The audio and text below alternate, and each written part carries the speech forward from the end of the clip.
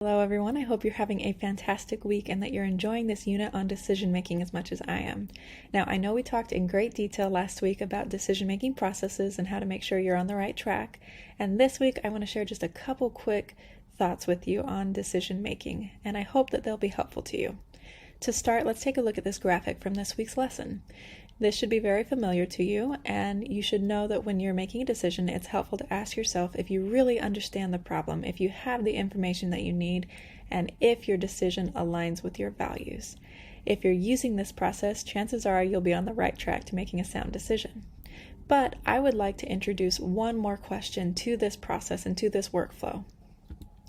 Do you feel the Spirit? As you're trying to understand the problem, are you praying? Are you inviting the Spirit to help enlighten your mind and help you fully understand it? As you're finding the information that you need and trying to connect with the right and reliable resources, are you inviting the Spirit into the process? Are you letting it guide you to those proper resources and those trusted allies that can help you? And as you're making your decision and trying to make it align with your values, do you feel the Spirit confirming to you that you are doing so properly? I promise that everything will be so much easier if you let the Spirit be your companion. Invite the Spirit, pray for the Spirit to be with you in each step of your decision-making process, and everything will go so much smoother. I really believe that decision-making is a pathway or a tool to bring us to greater happiness, and that the Spirit is our best ally in this effort. To finish, I would like to close with a quote from Elder Scott. He says, "Real joy comes from righteous character, and that is built from a pattern of consistent righteous decisions.